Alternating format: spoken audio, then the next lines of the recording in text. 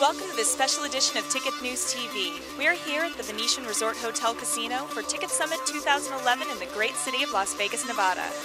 This year's summer conference is the largest event yet, and speakers and exhibitors include sports teams, technological innovators, event producers, and other live event and ticketing professionals. Ticket Summit returned to its home base in Las Vegas, Nevada, July 13th through 15th, boasting more than 750 registrants to its three-day event. Representatives from industry players such as Facebook, eBay, Madison Square Garden, Tickets.com, the NHL, and many others gathered to network and share industry insights. The conference's executive director, Molly Martinez, discusses the event's popularity in the industry and its overall growth. In terms of the diversity of the attendees, it's really expanded into sports team executives, a larger number of producers and promoters, box office managers, and of course the primary and secondary ticketing agents. New industry research was recently conducted that examines consumer rights and ticket purchases. John Potter with the Fan Freedom Project discusses his group's effort to educate fans and legislators about the secondary ticket market and the right to gift, sell, or transfer tickets. 48% are not likely to purchase paperless tickets. The more people know about paperless tickets, the less they like them.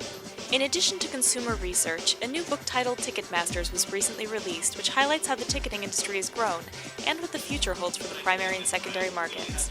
Co-author of Ticketmasters, Josh Barron, comments on the book.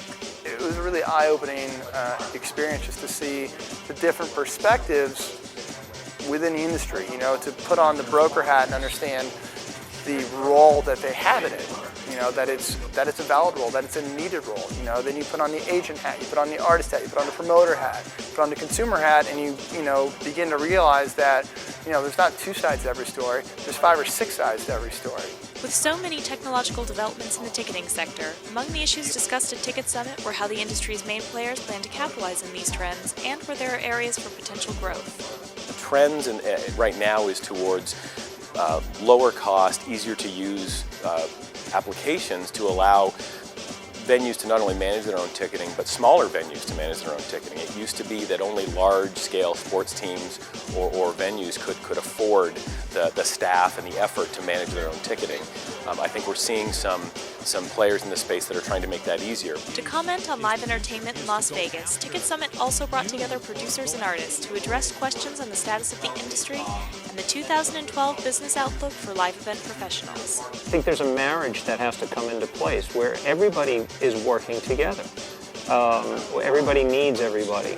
Now the local market all of a sudden is like, we need you.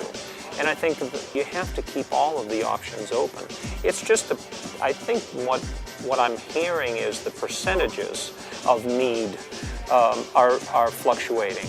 With hundreds of attendees at industry sessions, networking activities, and a concurrent trade show, Ticket Summit proved to be the networking destination of the summer for ticketing and live entertainment professionals. The upcoming 2012 Ticket Summit Conference is scheduled for January 18th through 20th at none other than the Waldorf Astoria in New York City. Thank you for joining us for this special edition of TicketNews TV. For daily updates on industry developments, visit ticketnews.com. In Las Vegas, Nevada, I'm Kim Crandall.